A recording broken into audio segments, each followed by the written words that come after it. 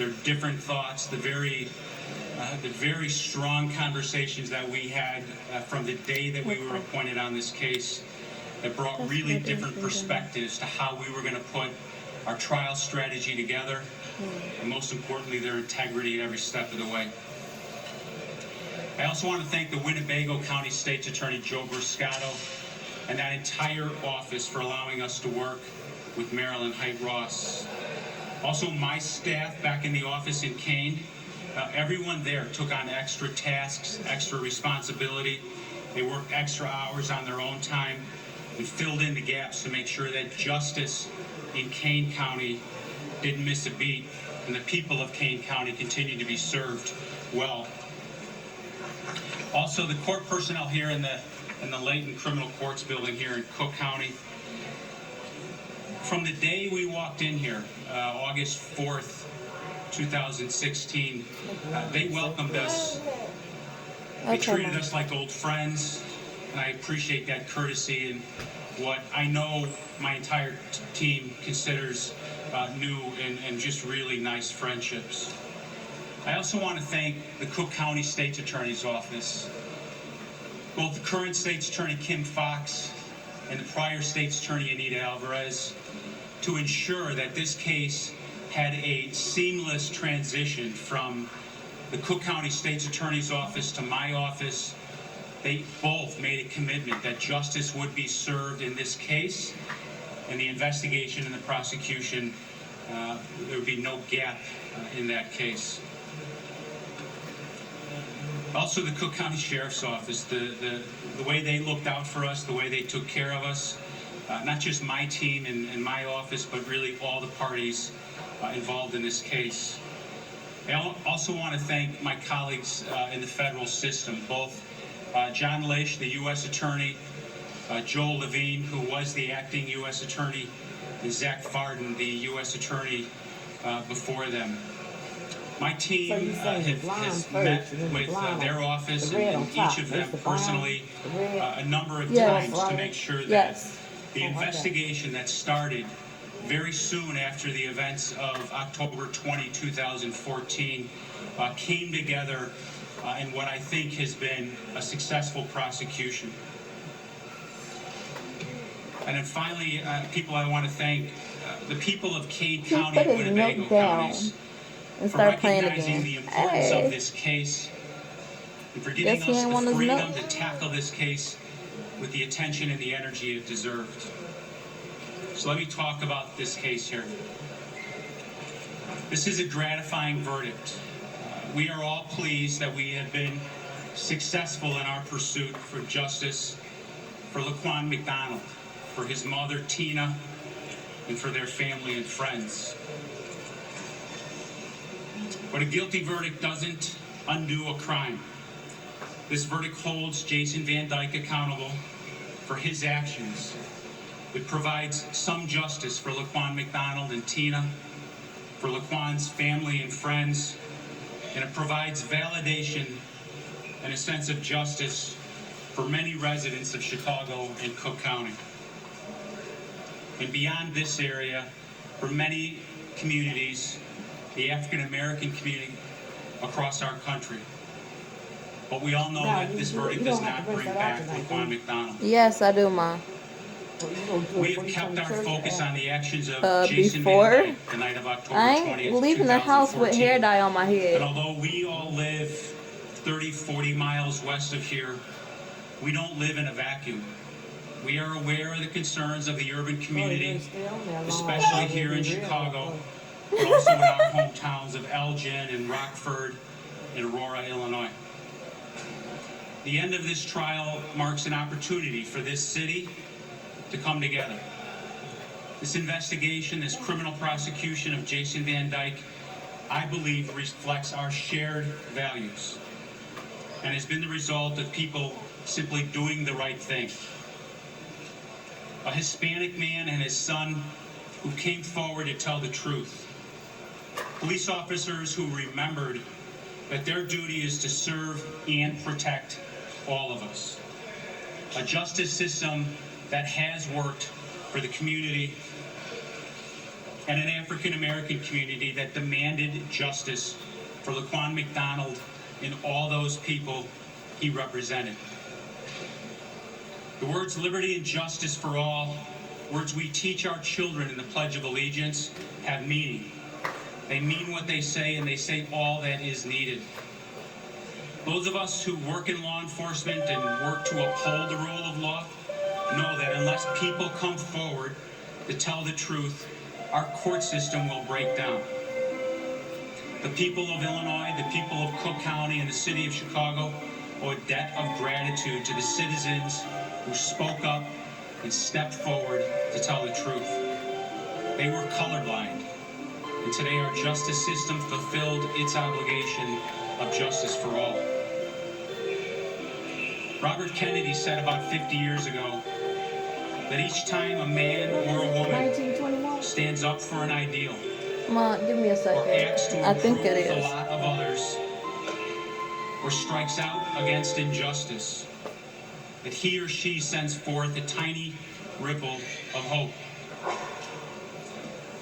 One of our goals in accepting this appointment was to live those words and show through our actions that our criminal justice system does stand up and apply laws equally without regard to an individual's status, that it excludes no one, particularly those who live in society's margins, the poor, the vulnerable, the weak, those whose very existence is at risk. This team of prosecutors stood for those ideals, the ideal of justice for our entire community, that prosecutors represent all people in the pursuit of justice. We don't just step up for popular victims Yeah. or prosecute unpopular defendants. I hope this prosecution and this verdict will send out a ripple of hope that our justice system does work for everyone, and will prompt each of us to realize that any contribution can make an improvement in our community. Robert Kennedy also said that few will have the greatness to bend history itself, but each of us can work to change a small portion of events. And in the total of those acts will be written the history of this generation. Laquan McDonald was not a throwaway young man. He had his challenges, as many teenagers do, and he should have been arrested that night, but that's where this story should have ended. Over the past 2 years, we committed ourselves to seeing that justice was served for Laquan McDonald and the people of Illinois. And although I take no personal pleasure in this outcome, I'm satisfied with the result, and I hope that it begins a new chapter in the relationship between law enforcement and the community. Thank you. I'll take questions. Yeah, Are you right. disappointed that it's not a first-degree murder? Not at all. I think one of the things that was really important about this case is that the jury reflected the community, and we presented not only all the facts that we in this case, but all of the law that applied to this case. The jury had every option. They considered first degree, they considered second degree, and obviously they considered the charges of the aggravated battery. I respect the jury's verdict. They were thoughtful. They applied the law to the facts of this case. I was just upstairs and heard some of the comments from many of the jurors, and it is crystal clear that they took their oath and their responsibility incredibly seriously, and I respect that decision. They listened to the facts of our case. They listened to the facts presented to them by all parties. They reached a just verdict, and I'm pleased with that outcome.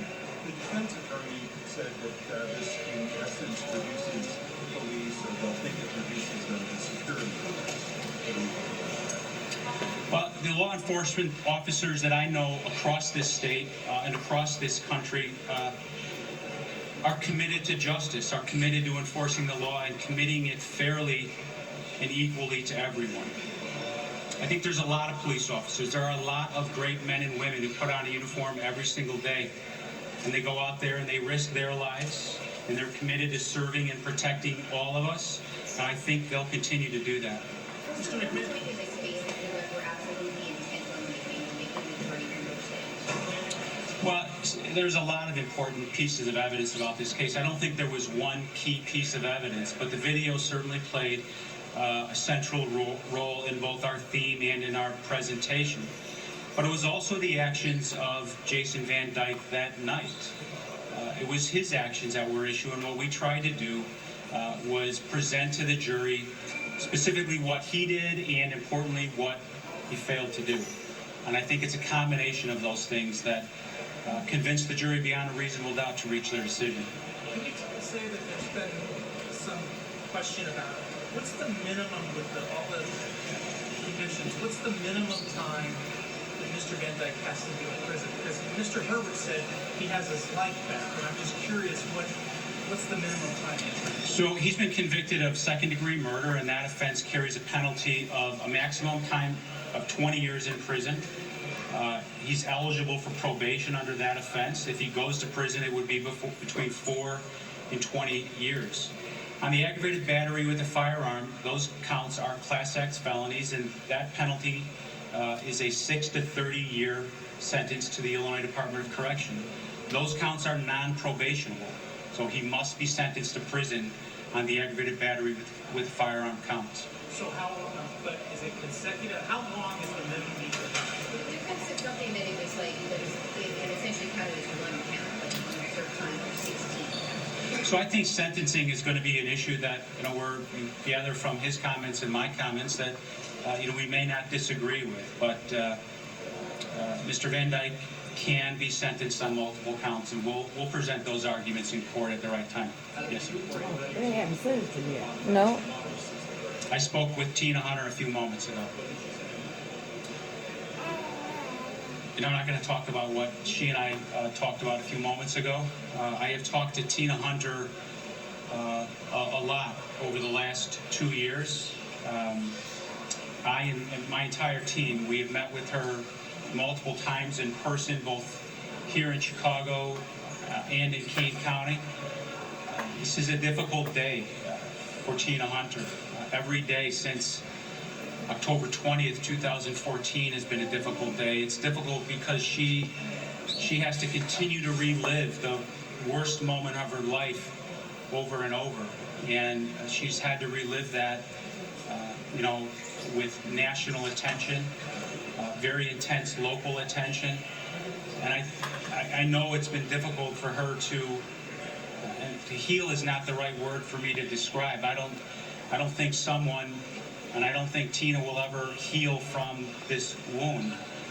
But I think this process and the commitment of justice and the effort that this team behind me put into this case, my hope is that she sees that our work, that we stood up and we spoke up for her and her son.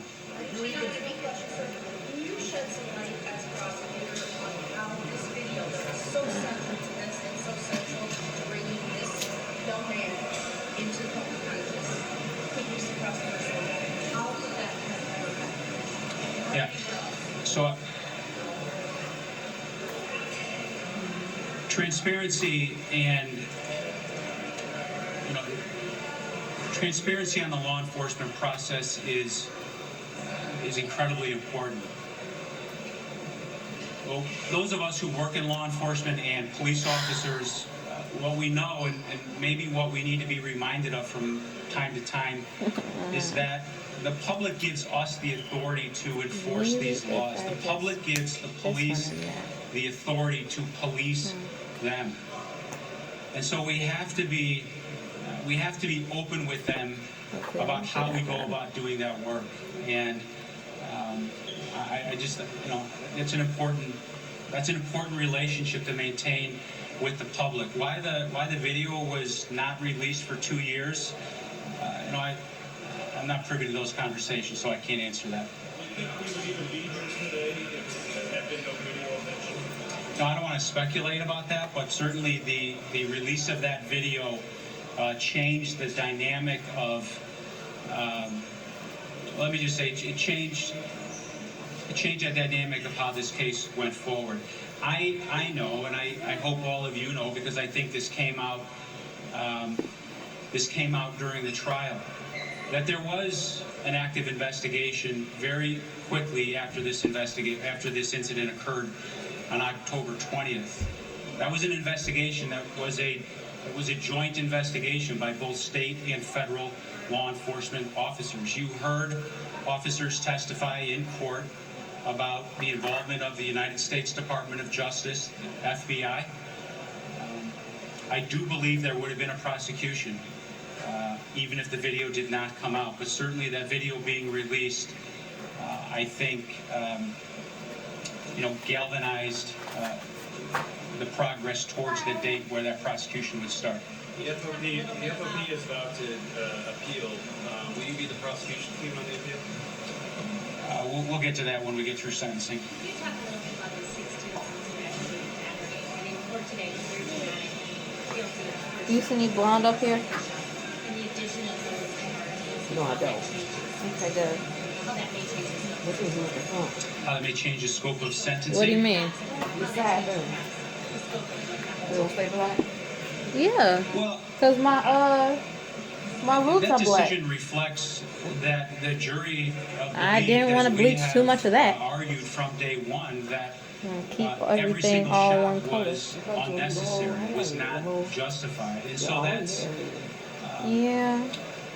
that's gratifying to us that they Now, what you do with that- saw the that all case that and they beef I saw bought his for actions. $85 They saw the defendant's actions I'm as gonna we did. use it. I'm gonna have to figure I out a think way that how was an to important, get it to lighten up a little was an bit. And if important legal not, issue that, I'll just put color on we top brought and see after what the case was happens. re-indicted. That was part of the thought that's what you strategy had that already this done. team behind me Well, the bleach didn't debated take and put for some together. odd reason. And the What are you supposed to use, men the and women bleach behind first? me deserve a lot Yeah, of like I credit did for with that. my hair. That's what I did with The bleach first, then the color. yeah. And I Okay. put the bleach on top Yes. already when I did my hair this morning. But It didn't take, it's it's still black. It's still black. So I don't know.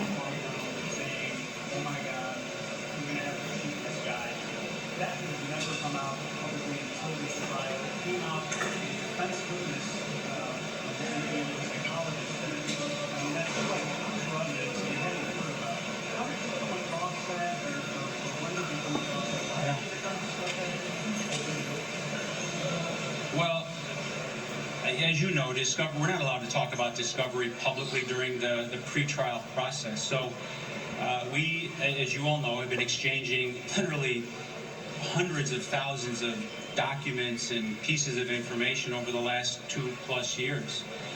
And when All right. the defense retained stays on my an head. expert and disclosed that expert, we received that expert's notes and discovery. We're doing different things. And we Taking believe off my that- gloves and putting on the purple. That is an important fact to bring out. That was You a have window red into in the the front. defendant's And purple in And the back. purple in the back. thought Yes, I am. process before he even arrived on the scene. And I think it went to our theory that it was not necessary, that he had made Mine. a pre-decision to engage in this behavior before he ever had a chance to arrive and assess the situation. I was gonna himself. go split down the middle, but people actually see this side. It's They barely see important. the I'm back of glad my you asked head. that question. I So- think it's important for a public prosecutor to show to the people of this state that You try we to handle don't it, just prosecute Yeah, so they don't see my hair no people way. who might be unpopular. We're not just out there looking to take on an easy case. Some of that And red again, everybody has behind me gotten on knew that that this block. would be a difficult, complex case. We knew that we would be second guessed. Where? We knew that we would be criticized In the by back. some people in law Purple enforcement. might, We knew that maybe even some other prosecutors I don't know across if the you can see country it. would purple question might or cover it. second guess. Yeah. Charger is upstairs. to really the Uppity entire stairs. community. Where's my charge? Still in Not the just here in front? Chicago, Yes, but across yes, the it is. country. That prosecutors, our goal is justice. Our goal is not just to, go after somebody who It's might be purple. unpopular or might be Deep. a career criminal. But Brandon, that nobody is where you above the law.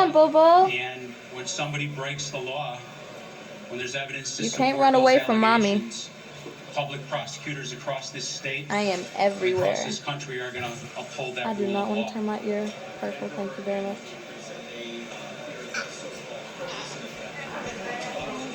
Okay. Brandon, look. Uh, My hands That's not are purple. reflective at all of the hundreds of law enforcement officers that I know, the thousands that I've worked with. And I don't believe that's the sentiment of the Chicago Police Department. I think there are a lot of I'm good being silly. men and women Brandon, who put where you that going? uniform on every single day. Brandon! Obligations to serve and protect everybody. Come here, I Brandon! think there are tens of thousands of police officers across this country that believe in those ideals, and they'll put that uniform on tonight when they go to work.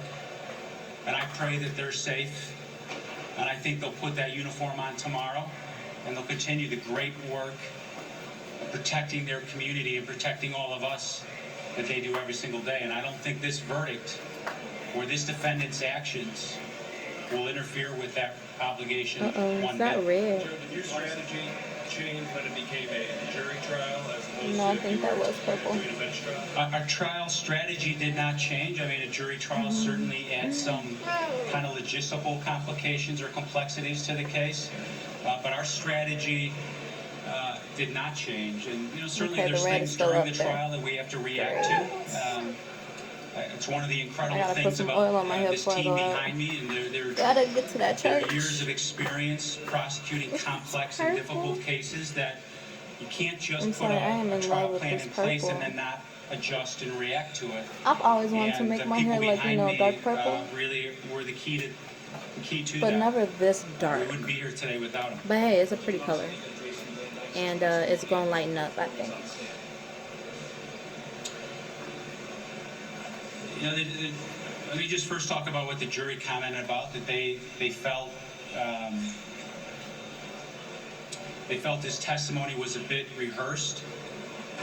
So, you think? It sound I rehearsed. think Ms. Gleason did, which is no surprise to any of us that know her, an extraordinary job of pointing out the inconsistencies, of highlighting the incompleteness of his testimony. And I think the jury saw his testimony for what it was. Joe, you, in your opening statement, said that one of the only things that Jason Van Dyke knew about Ron McDonald was the phrase black flag. Given, you think that's an important thing to say, even though, this didn't really Yep, I got it on my ear. in the trial itself, but you did go out of your way to say that, you think that's important? Well, I think it was a factual statement. That's what he saw. That's who he saw. And, when defense counsel made a comment about, he made a reference to a Boy Scout in his closing argument. Brandon. And whether those facts came out during this case or not, you cannot look at this case, and none of us looked at this case and did not understand that there's an element of race in this conversation. That issue has permeated the relationship between law enforcement Oh my God. and many different communities. I think it was important to just let's talk about what's honest here, and that's why I made that statement. I think it was honest. I think it was factual, and I think it was accurate. That's why I made it. Thanks, everybody.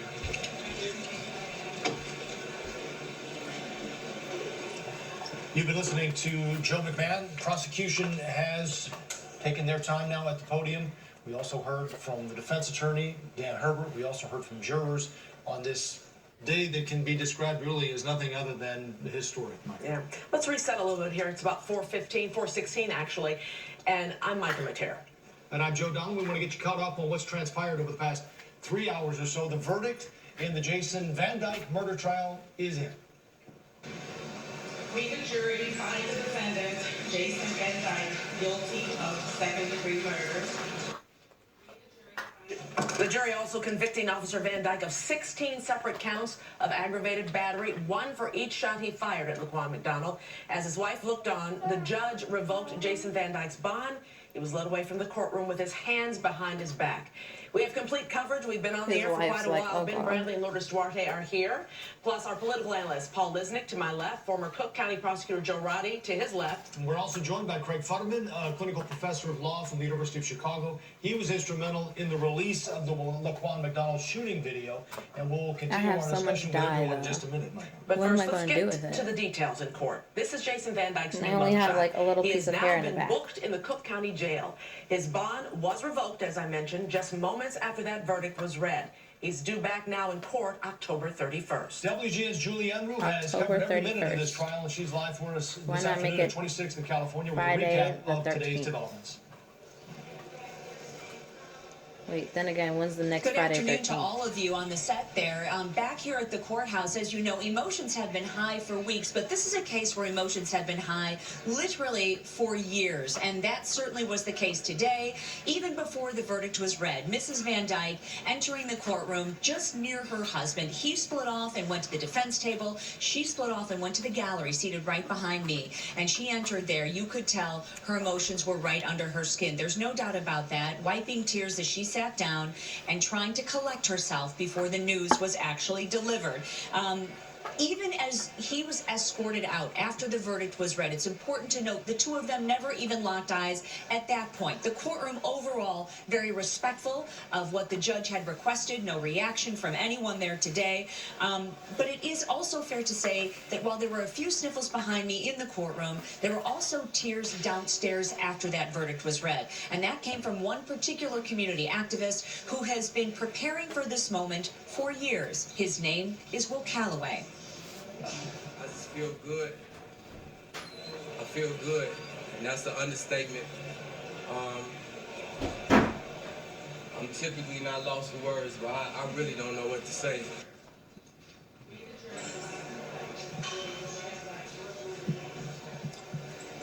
Will Calloway was overcome with emotion today. He stood with other community activists and immediately following the verdict and the reading felt that a second-degree conviction was certainly acceptable, but he also said none of this stops with the Jason Van Dyke verdict today. He wants more police accountability. Meanwhile, Van Dyke's attorney calls his client a sacrificial lamb through all of this. For them, a sense of relief, Dan Herbert says, that the defendant dodged a major bullet here, and by that we mean a murder Is it blonde? charge. Blonde? Yeah. No, it's black. Okay, it's fine.